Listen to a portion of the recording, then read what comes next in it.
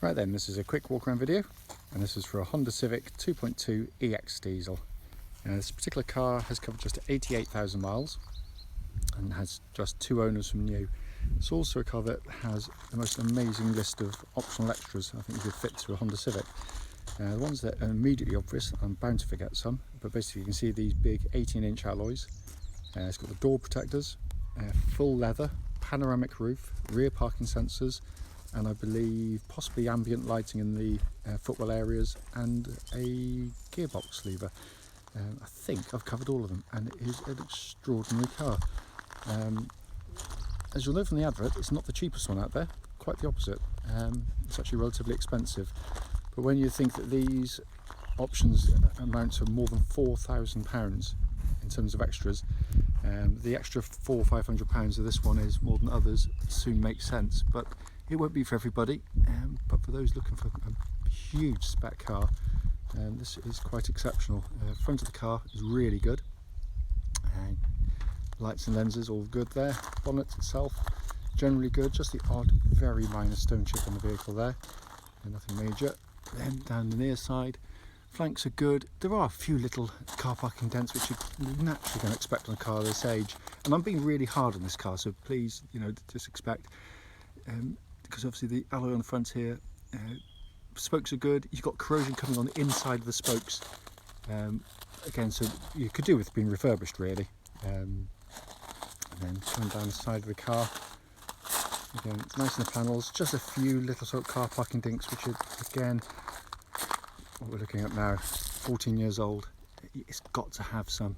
And likewise, alloy on the side, just the inner spokes, it just starts to creep through on the pickling there basically.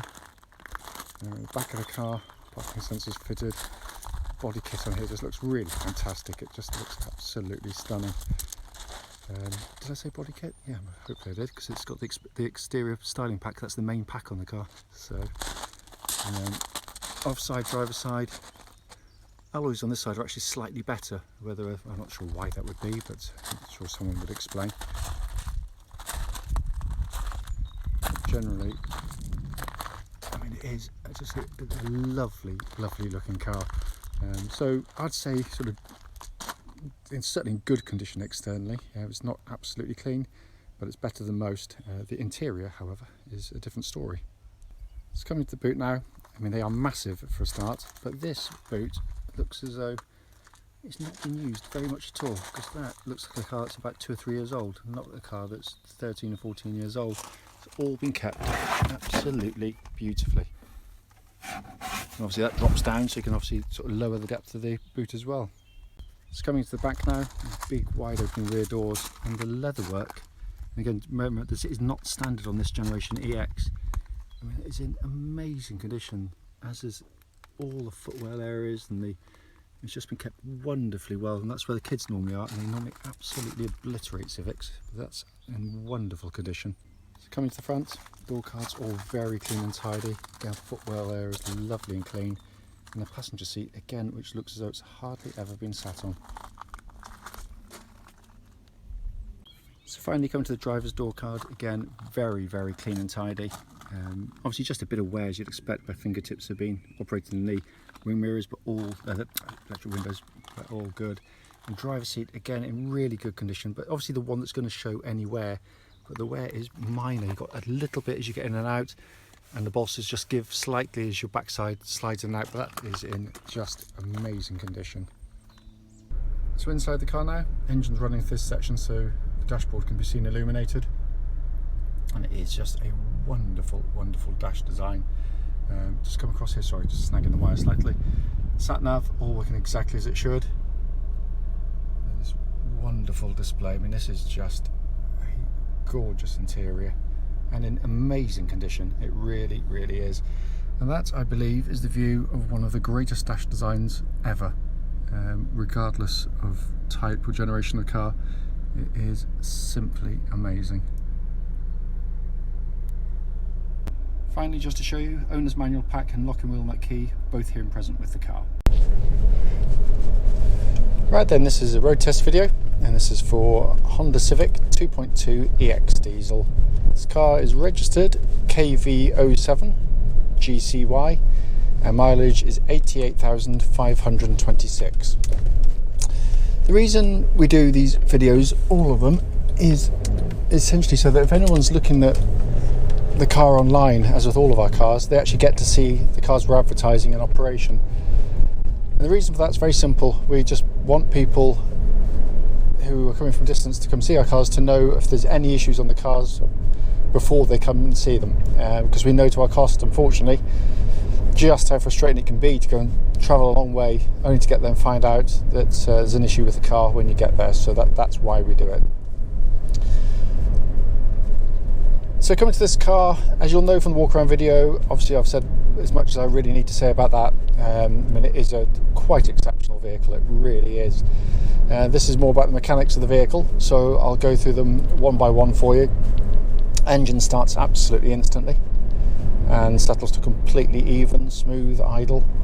There are no warning lights on the dashboard at all relating to the engine or any other part of the car, and temperature gauge is running at a third, which is exactly where it's meant to be on a Honda vehicle. The engines are simply sensational. It's so much smoother than virtually any other diesel of its era. Pulls unbelievably well, because this is slightly shorter geared than the newer versions. It feels quicker, probably lighter, but it's got such instant, you just touch a throttle and the thing is picking up and going. But the revs, as the revs build up, become even smoother, if anything. It is a wonderful, wonderful unit. And of course this is pre-DPF, so there's no DPF filters on these engines. But like the later engines, they are still cam chain driven, so no big cam belt services to worry about either. But the engine sounds and pulls as it would have done as a very low mileage one, and this is low mileage for its age, obviously. Engine then feeds through into clutch and gearbox. Clutch on the car, smooth in operation, silent, no squeaks from the pedal, which they can suffer from, and bike point is exactly where it's meant to be, so all good in that respect. Gearbox on the car, first thing, it's got this, I mean, on top of all the other options it's got, and I probably forgot, it's got the Honda accessory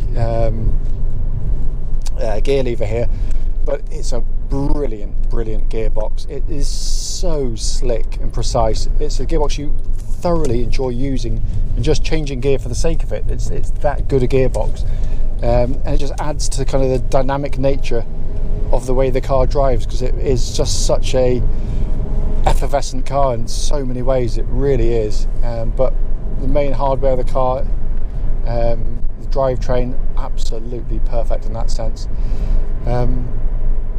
Steering of the car is just, again, it's sensational. It's scalpel sharp. It's incredibly quick to change direction. You just touch it and it's going, but the suspension's so taut that it copes with it, because obviously it'd be awful if you had sort of sharp steering and a very kind of sloppy suspension. I mean, this is just, I mean, it's just instant, absolutely kart-like in the way the car feels, and with such a small diameter steering wheel, it just, the whole thing is just brilliant. It really is. It also, this steering feels as tight as a drum on the road. It exhibits no wobbling or vibrations at any speed. It tracks absolutely dead straight. There's no, as I said, no vibrations at all, certainly up to the legal limit anyway. Suspension on the vehicle, again, as I've alluded to, I mean, it's just, the whole thing is dynamic. That's just a kind of repeating theme on the car. What I'm looking for on these road tests, especially on older cars, any kind of knockings or clatterings coming from underneath the vehicle, it shouldn't be there, and there's nothing at all. It's really solid in that respect.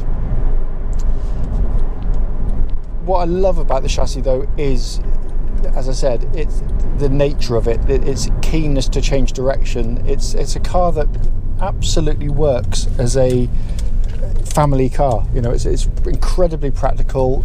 They're really reliable, beautifully built as you'd expect of a Honda, but it's just got the X factor that so many cars in this class just don't have. It's actually fun to drive, and the chassis makes it in that way. Coming to the brakes of the car, make sure one's directly behind me and just give them a bit of a shove. Good. Brake on them. What I'm looking for is basically, yeah, they pull up well. but I just don't want to feel any kind of pulsing or vibrations coming back through the brake pedal, and there's nothing at all. It's all exactly as it should be. So coming to the interior, as I mentioned in the walk-around video, I mean, it's just, I love getting back into these. We get so few of them now, but firstly, it's an amazing condition in here. It's a credit to, it's only had 2 owners, which again is incredibly rare, but what a dash to sit behind and use on a daily basis. You know, it's just stunning to look at. Looking around inside the car, and this is the reason for the videos, we try and pick up on anything. Basically everything works. It's all as you expect. The sat nav's working perfectly, radio, heated seats, all that kind of stuff. The weak point on all Civics of this generation is the air conditioning. Now, I don't think that's pumping out cold air. It's hard to tell because it's only 8 degrees outside, so it might just need a gas. However, and this is where we have to be really, really honest with people, it may not just be a regas. This generation Civic, basically the compressors weren't great on them, in all honesty, so that was quite a regular thing that needed replacing. It's not something we're attending to in the price of this car, and given the age of the vehicle, we're not expecting every single thing to work on the car, and the air conditioning was always a weakness on them. And as I said, it may be that bit of gas and it will top up, but I can't guarantee that, and as I said, it's not something we'll be looking at doing. Aside from that, I'm trying to think of anything. The blind works perfectly, so the heated seats, the cruise control, the hands-free telephone system, 'cause quite often they get disconnected, and that's working exactly as it should. I can't think of anything that immediately springs to mind, in all honesty. It's just such a wonderful car. It really is. And I'm massively biased, of course, but that's by the by. As always though, if you've got any questions about the car, don't hesitate, do give us a call.